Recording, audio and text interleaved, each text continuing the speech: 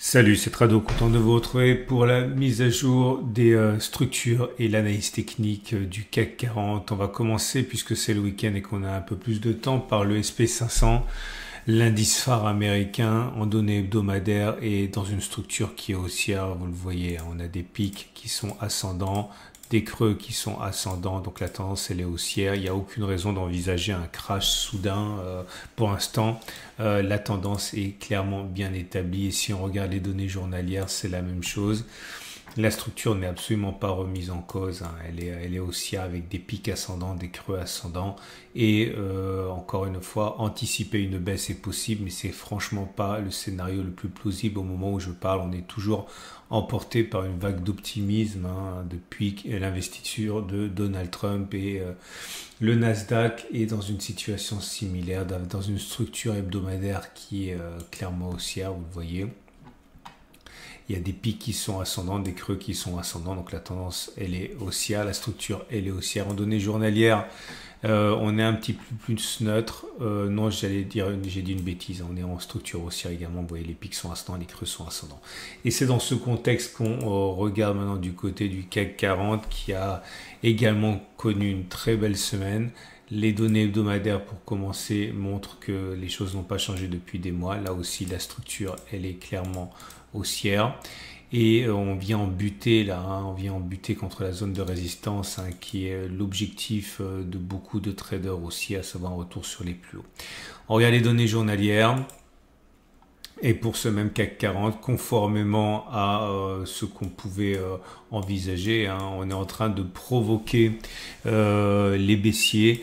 Il faut savoir que cette zone des 82,30, 80,97 était le rempart ultime pour beaucoup de traders qui ont parié sur la baisse.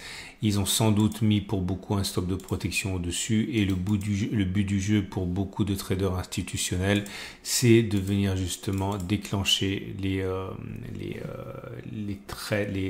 rachats de positions short et si les cours montent, eh bien c'est effectivement ce qui va se produire pour tous ceux qui ont mis un stop de protection trop court. Donc j'envisage toujours, mais ça c'est pas nouveau, je le dis depuis maintenant plusieurs semaines, que les cours montent, qu'ils débordent éventuellement un petit peu avant éventuellement d'assister à une baisse, mais pour l'instant on est toujours en train de naviguer dans cette zone des 82,30, 80, 97. On remarque également que la structure elle est haussière avec des pics ascendants et des creux ascendants. Pas grand chose à dire au niveau des signaux, forcément étant donné comment on est monté quasiment à la verticale sur l'année 2025 avec un gain de près de 15% maintenant depuis les précédents creux ici. On n'a pas de signaux haussiers, tous les signaux ont déjà été déclenchés. Donc je vous emmène du côté des données hebdomadaires pour quelque chose à tester. Alors ce que j'aimerais tester avec vous, et là non plus c'est pas très récent, ça s'est passé il y a 3 semaines, ça se passe au niveau du super trend, ok? Et comme vous pouvez le voir, le super trend, ça passe du vert au rouge. Lorsque l'on casse, ça devient rouge. Lorsqu'on casse à la hausse, ça devient vert. Bref, vous voyez, là c'est haussier, ça devient baissier, ça redevient haussier, ça redevient baissier. Et là, on a cassé il y a 4 semaines le super trend, ok? Et le but du jeu, c'est de voir si malgré les gains assez impressionnants qu'on a connus depuis quelques semaines, si on peut envisager d'aller plus haut. Et donc tester depuis l'origine du CAC 40 ce qui se passe en données hebdomadaires lorsque les cours cassent le super trend. Alors je vous montre un exemple ici par exemple la dernière fois. Okay. Ça a donné 2 pouces verts. Pourquoi ça a donné 2 pouces verts? Parce qu'une fois qu'on a cassé le super trend, il s'agit de mettre le stop de protection sous les plus bas du cycle baissier du super trend. Le cycle baissier du super trend, c'est quand le super trend est rouge, le plus bas il est là. C'était à moins 14,65. Et comme on peut le voir, avant d'avoir été chercher 14,65, on a réussi à faire 14,90 et même plus, ok. En fait, on a fait même beaucoup plus. On a fait, je vous le montre quand même juste pour une fois, on a fait 25%. Donc, on a fait au moins 10% à la hausse et on a fait au moins une fois à distance au stop de protection. En vérité, on a fait beaucoup plus, mais j'ai regardé ça simplement. Donc, voilà pourquoi il y a 2 pouces verts. Un autre exemple ici, vous pouvez le voir. Le sien a été donné sur cette bougie Une fois que le signal a été donné sur cette bougie, le stop de protection il était mis sous les plus bas du cycle baissier, à savoir moins 30%. Et on a réussi à faire au mieux 42%. En vérité, c'est mieux puisque on a continué derrière à monter. Mais bon, on a fait au moins une fois la distance au stop de protection, qui était donc, je répète, à 30%, et a fortiori, on a fait au moins 10%. Donc, il y a 2 pouces verts. Je vous montre un cas où ça n'a vraiment pas bien fonctionné. Ici, le signal a été donné sur cette bougie, et juste derrière, on est venu chercher le stop de protection. Donc, on n'a fait ni un gain de 10%, ni une fois la distance au stop de protection qui était mis, le stop de protection naturellement ici à 10,27. Ok. Et les 2 dernières fois, j'ai rien mis parce que le résultat n'a pas encore été acté. Vous voyez, le signal a été donné sur cette bougie. Il s'agissait de faire au moins 10%. Ok. Et on a fait au maximum 9,38. Donc on n'a pas encore atteint le premier objectif. On n'a pas atteint non plus le deuxième objectif. Donc pour l'instant, c'est en cours. C'est pour ça que j'ai rien mis. Okay. Voilà. Et je suis remonté, je l'ai dit, jusqu'à l'origine du CAC 40 pour avoir le maximum d'occurrences possible.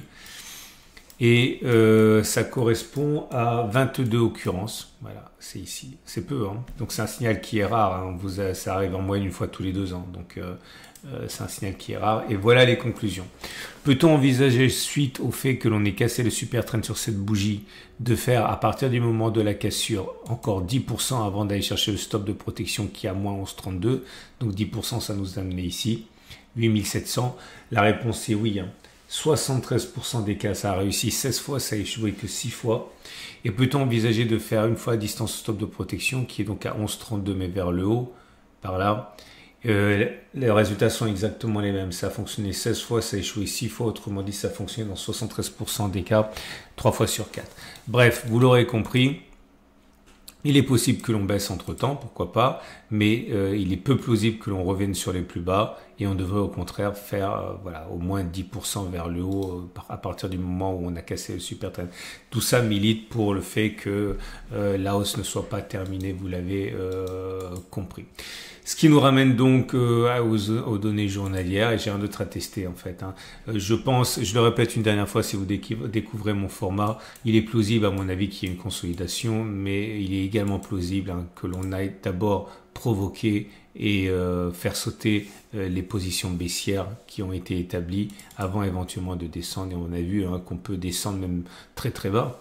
Mais on ne devrait pas normalement chercher plus bas que les précédents plus bas ici avant d'éventuellement repartir vers le haut. Enfin bon, c'est statistique. Voilà. Votre rendez-vous avec IG. IG, bien plus que du trading. Une équipe d'experts à vos côtés.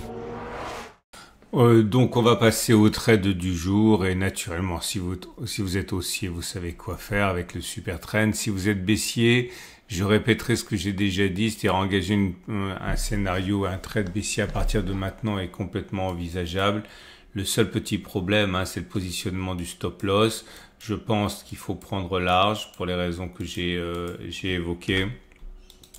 Donc si vous pariez sur un retour sur cette zone-là qui me semble assez jouable, donc attendez, ou attendez pas, vous pouvez spéculer la baisse tout de suite, stop de protection, enfin objectif à aller chercher la zone de support, stop de protection bien au-dessus, pour vous prémunir d'un accès de volatilité et à la hausse. Et puis comme ça, vous pouvez éventuellement viser un ratio gain-risque proche de 1, voire supérieur à 1. On a fait le tour. Vous avez plein de choses qui vous attendent sur l'onglet communauté de la chaîne YouTube et également plein d'autres vidéos que j'ai mises en ligne ce week-end, notamment les records historiques de l'or, une fois de plus record historique, le format de moyen terme, le format de long terme avec les ETF, également demain la préparation de la semaine de trading, les cryptos, bref plein de choses pour vous. Je vous souhaite une excellente journée. Vous pouvez ouvrir un compte avec mon partenaire IG pour trader avec des CFD ou des Turbo 24. Vous le savez, vous avez un lien en dessous de la vidéo. Vous pouvez avoir la même plateforme que moi en utilisant PRT. Vous avez un lien gratuit en dessous de la vidéo.